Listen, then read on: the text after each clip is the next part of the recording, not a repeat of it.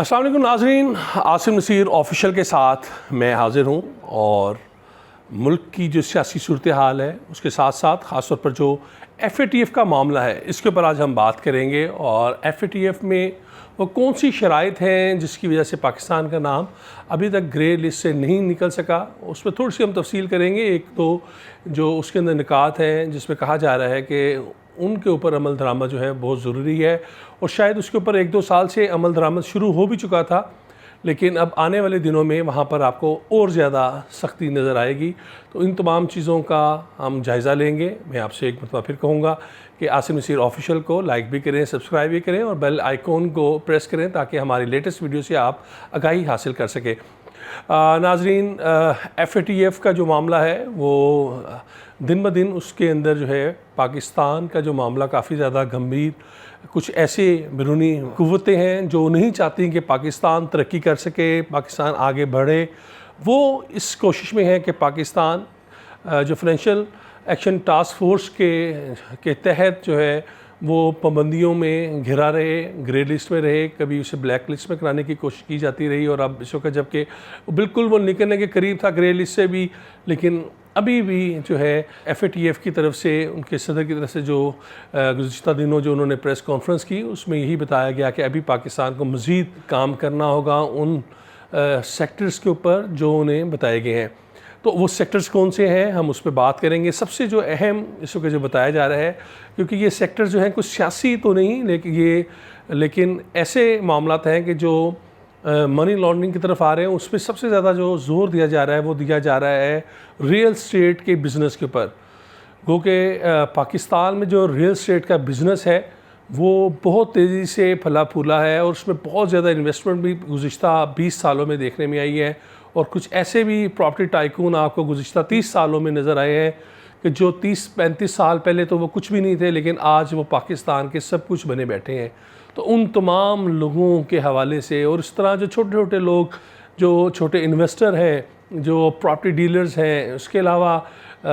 जो इसके अंदर मज़ीद बताया जा रहा है कि जो आपके अकाउंटेंट्स हैं, वुकला हैं, प्रोफेशनल्स जो हैं, उन लोगों को भी, उनके भी तमाम वेयर अबाउट्स, उनके तमाम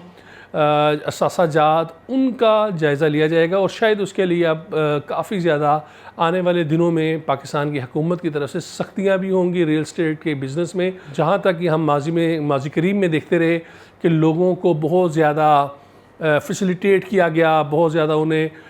इस बिज़नेस के अंदर उन्हें इंसेंटिव दिए गए, लेकिन शायद अब आने वाले दिनों में जो बेनामी जायदादें हैं उन लोगों का सुराग लगाने के लिए FATF का जो पाकिस्तान के अंदर जो मुख्तलिफ़ तहकीकाती इदारे उनके लिए काम कर रहे हैं, उनकी तरफ से अब शिकंजा सख्त होगा और आने वाले 3 से 6 माह जो हैं वो बड़े सख्त होंगे रियल स्टेट के बिज़नेस के लिए और वो ऐसे अफराद के लिए जो बेनामी जायदादें रखते हैं, उसके अलावा जिनके बैंक अकाउंट्स में जो इस तरह की ट्रांजैक्शन हो रही हैं कि जिससे कहीं भी लगे कि दहशतगर्द तंजीमों की इमदाद हो रही है। क्योंकि बीइंग एक मुस्लिम स्टेट, हमारा एक चैरिटी जो है वो एक ख़ास तौर पर रमज़ान में आपने देखा ही है, ईद उल अज़हा, दोनों जो हमारी मजहबी हमारे इज्तिमात हैं उनके अंदर बहुत ज़्यादा देखने में आता है कि हम गुरबा की, हमारा मज़हब कहता है कि गुरबा की इमदाद करें, लेकिन मदारिस की बात कर लें या दीगर अफराद की बात कर लें या कुछ ऐसी तंजीमों की बात कर लें कि जो बाद में जिनके मिलिटेंट विंग्स बन गए और वो शिद्दत पसंद तंजीमें कहलाईं और वो बैंड भी हुई,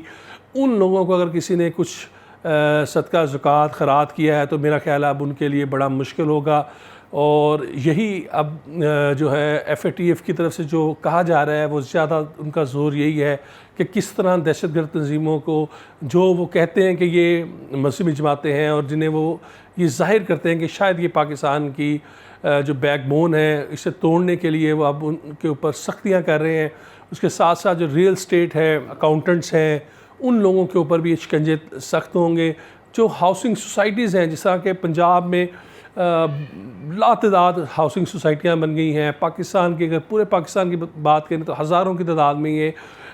हाउसिंग सोसाइटीज़ हैं, उनके रिकॉर्ड मुरतब किए जा रहे हैं। सिर्फ पंजाब में ही जो पंजाब की सरकारी हाउसिंग स्कीम्स हैं वो तकरीबन 400 के करीब वो हाउसिंग स्कीम्स हैं छोटी बड़ी, उनसे तमाम डाटा इकट्ठा किया जा रहा है। FIA,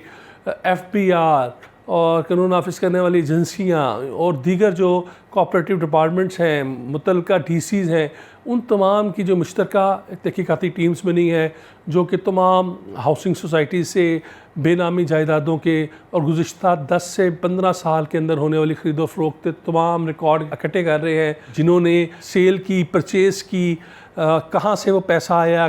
कहाँ पर लगा, उसकी इनकम टैक्स की क्या सूरत हाल है, पैसे के जो मीन्स हैं क्या वो इस्टेब्लिश हैं या नहीं है, उन तमाम चीज़ों का अहाता किया जा रहा है। उसके साथ साथ जो कोऑपरेटिव डिपार्टमेंट्स हैं पंजाब में भी, सिंध में भी, और इसी तरह जो बलूचिस्तान का और खैबर पख्तूनख्वा का सिस्टम है, वहाँ पर जो मुतल्लिका महकमे हैं उनके अफसरान के भी डाटे इकट्ठे किए जा रहे हैं। तमाम अफराद का जो है एक फोरेंसिक ऑडिट किया जा रहा है। सुप्रीम कोर्ट ने भी इसके ऊपर अपनी एक ऑब्जर्वेशन दी थी और ये उसी ऑब्जर्वेशन का नतीजा है कि जिसमें FATF की तरफ से जो एक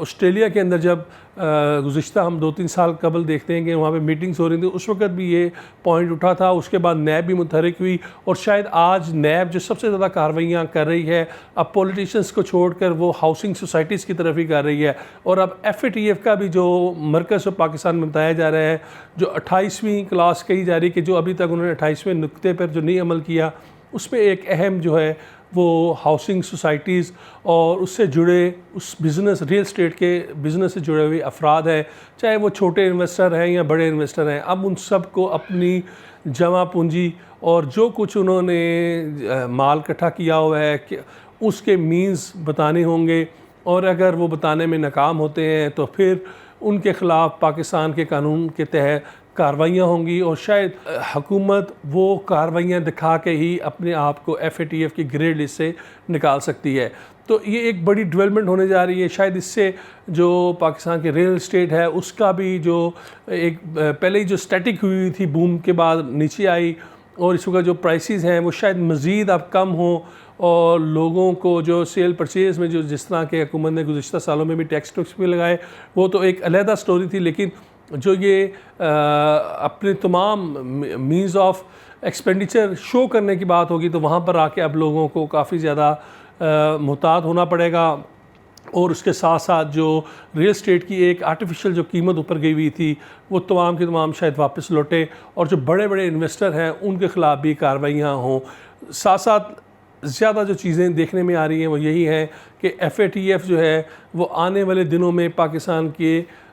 जो सिस्टम है रियल इस्टेट का उसके गले की हड्डी भी बन सकता है। साथ जहाँ पर इंडिया अपनी लॉबी कर रहा है मजहबी तंजीमों को दहशतगर्द तंजीमें गिरदाने में, उसमें तो उससे कामयाबी शायद वो ना मिल सके, लेकिन अब दीगर जो मामलात हैं उसमें वो पाकिस्तान को जोड़े रखने के लिए अब इससे मुंसलिक या कोई ऐसे कारोबार जिस तरह हम कह सकते हैं कि आपकी प्राइस बॉन्ड को इन्होंने ख़त्म किया, आपके जो डीलर्स हैं मनी चेंजिंग के, उनके ख़िलाफ़ कार्रवाइयाँ हो रही हैं, और आने वाले दिनों में इस मनी चेंजिंग के कारोबार से मुंसलिक अफराद के ऊपर भी मज़ीद सख्तियाँ होंगी। और शायद यही FATF की वो शिक है जिस पर अमल दरामद करके पाकिस्तान ग्रे लिस्ट से बाहर निकलेगा। अब तक के लिए इतना ही। हमारे वीलॉग्स के लिए आसिम नसीर ऑफिशियल को लाइक करें, सब्सक्राइब करें और बेल आइकॉन को लाजमी प्रेस करें। बहुत शुक्रिया।